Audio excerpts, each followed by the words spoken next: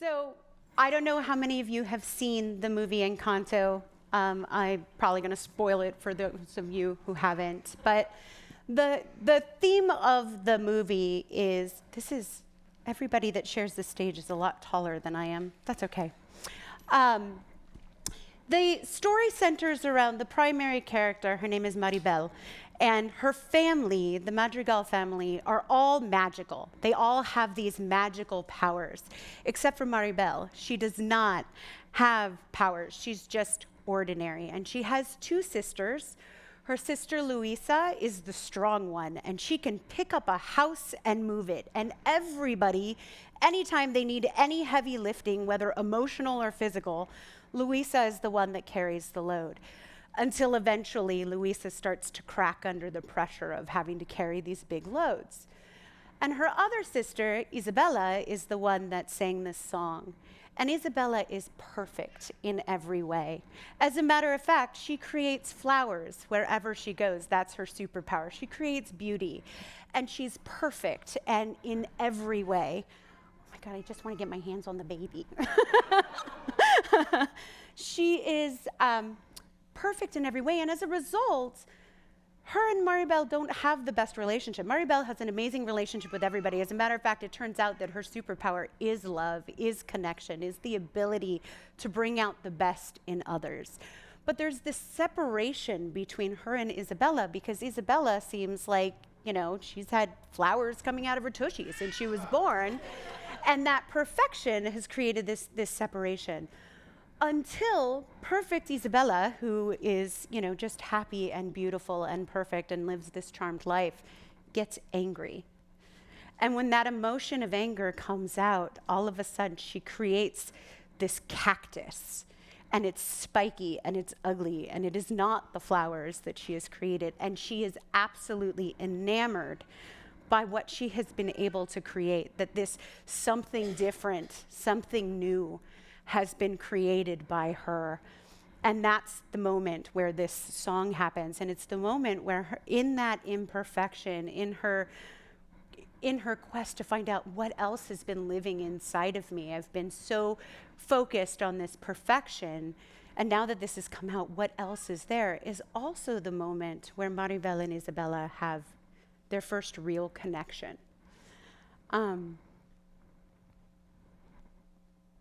And there's something so profoundly beautiful about that idea, that how much of our lives do we spend in this quest of perfection, of being who we think we're supposed to be, of who we're told to be, trying to be the perfect mom, the perfect daughter, the perfect wife.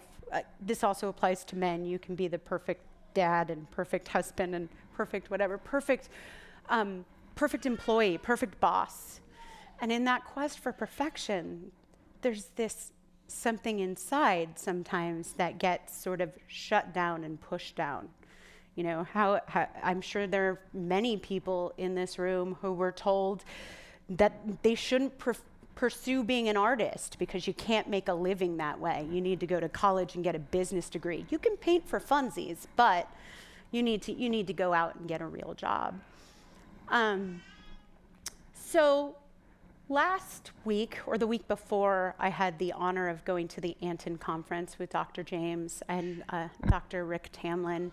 I got to stay in a house with them as we went to this amazing conference. And if I'm being really honest, I went into the conference, I had reached this place in my life where I was recognizing that I had kind of this malaise and sort of almost like mild depression had started to set in over the last several months. I've been in a career that I've been climbing, and clawing my way to the top. And I had some moments of creative outlets. Certainly this is a creative outlet. But just feeling like there was, and I've been talking about it for like a year now. There's something inside of me that wants to come out. And I don't know what it is. And so the most frustrating thing has been, I know that if I can figure out what this thing is inside of me, that I can be successful and vibrant, and all pretense of perfection was starting to slip away.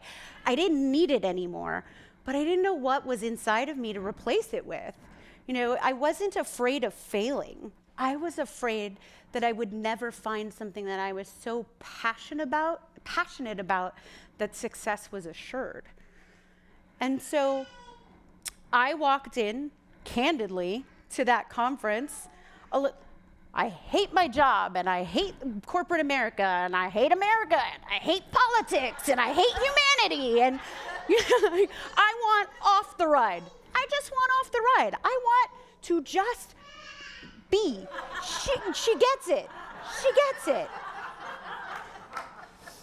And I started thinking about babies and toddlers. Like, when they're having an emotion, they just get to have it. That breakdown, throw yourself on the floor temper tantrum. That, I schedule crying. I literally schedule my meltdowns. I'm like, I don't have time for this right now, but Friday at 5, we are going to have a really good time, maybe a glass of Pinot, and we are going to work this out. Because I have to keep it all together. And the good news is that walking into the Anton conference, James has seen me at my worst before. I'm like, guess what? You're living with a toddler for a week. I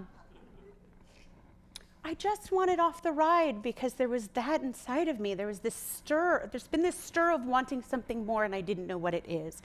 And the divine roadmap that there is, the divine GPS, Rick Tamlin ended up flying out at the last minute and staying in our room. And I started talking to him about how I was feeling, about how I just felt like I wasn't sure what I was creating in the world, or that I was making a difference, or that I was even having an impact. And that suddenly the things that I was doing, other than, of course, being a mom, which feels like the greatest gift and the thing that I was put on this planet to do, is to love these two amazing human beings. I just felt like I was in this rat race, and I was striving to achieve for the sake of achievement. And I was looking and saying and doing all the right things, but there was this robotic element in my life. We started having conversations about what that was about, what was going on underneath it, without any pretense or the need for perfection or the need to analyze it. And then I started going through the workshops and listening to the speakers. And when Nemo Patel spoke, I was like, that's it. I need to sell all my stuff and go move to an ashram in India. That's going to solve it. And then James pointed out that I'm pretty fond of my luxuries, and probably living in the slums of India was not mine to do. Accurate. It's good to have friends around that remind you of who you are. But what I started to understand is that I wanted to be messy.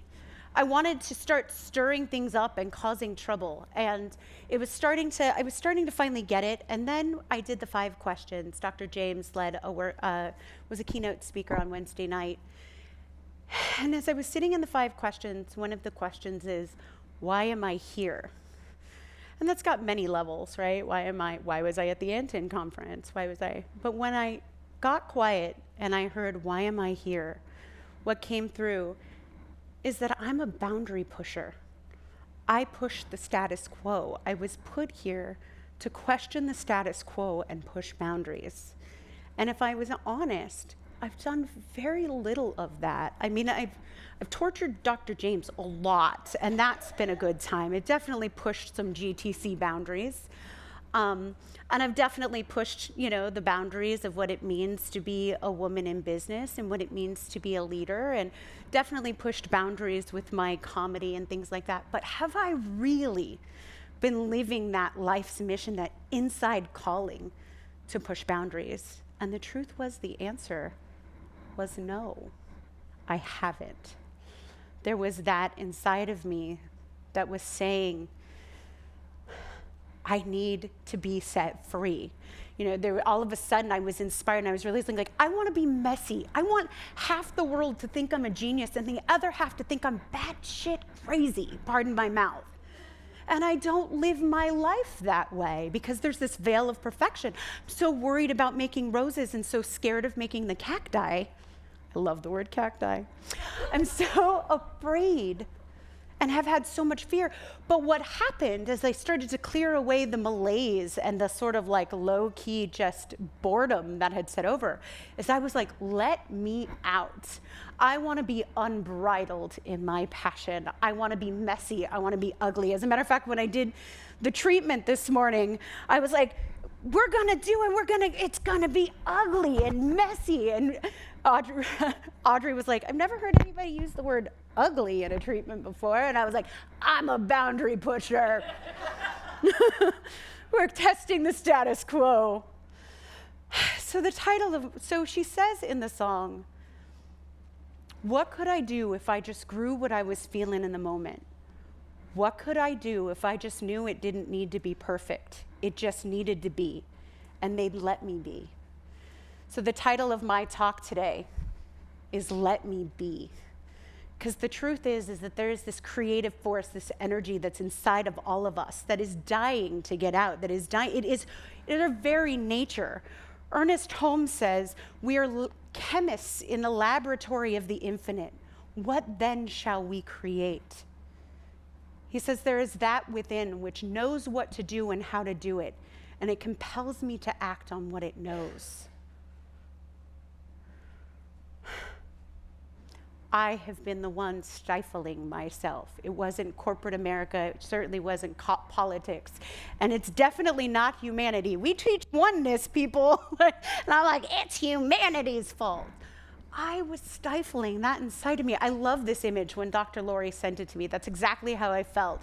Me in the business suit with the big buildings behind me, and just opening up my chest and saying, okay, let it out.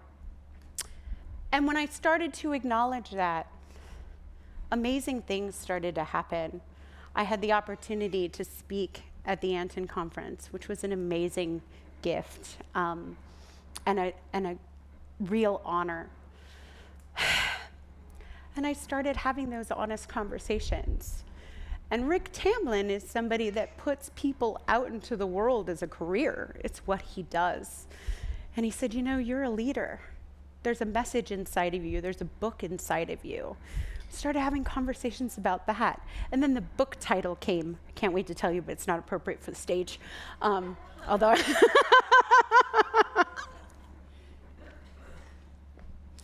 and I realized that I don't really care what the end result is. I don't care where I go. I just want to be able to create in the moment. When we're creating in the moment, success is assured. When we're creating from that space, I look at Karen Wright, and I know that the greater contribution was created from that space inside of knowing that something is mine to do, to let out into the world, to make a change, to be a difference. It came from that love and that compassion, from that understanding of humanity and wanting to make a difference. That's when we are living this teaching, where we are creating from that space where we don't need it to be perfect and we don't know what it's going to look like. I imagine when Karen Wright had the idea, I don't mean to speak for you, that you were going to create, you're like, well, I don't know what the hell I'm doing or what this is going to look like. I don't know how to run a charity or start a nonprofit. But the passion and the excitement fuels one step in front of the other. And that's what the call of expression is really about. That's what the month of Express is about. What is inside of you that is just dying to get out? What can you do, as the song says, when you are deeply, madly, truly in the moment?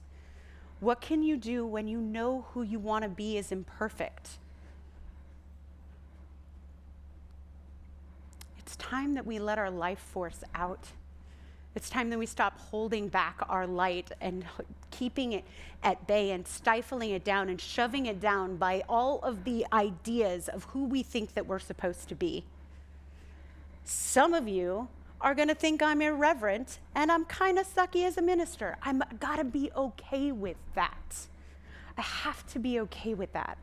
And I also have to be okay with speaking my truth enough that hopefully I can inspire and share what is inside of me with the world, because I'm tired of keeping it stuck inside somebody who has such a beautiful smile and says the right thing and nods my head when I'm supposed to and climbs the ladders I'm supposed to climb.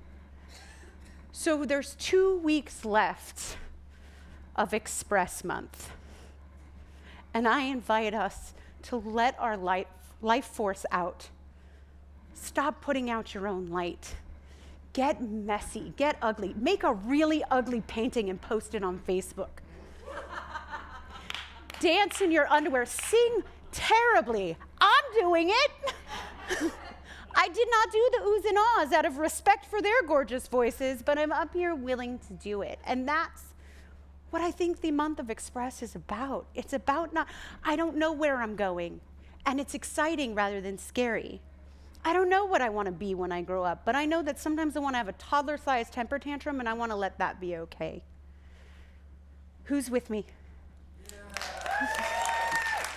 I expect to see some really terrible dancing and singing and ugly paintings posted on all of your Facebooks this week. Let's go out and make a difference in the world because we're having fun while we do it, because we're living our passion, because we're living that life force that's inside of us. So I say let's roll up our sleeves and live a messy life and let your freak flag fly. Namaste.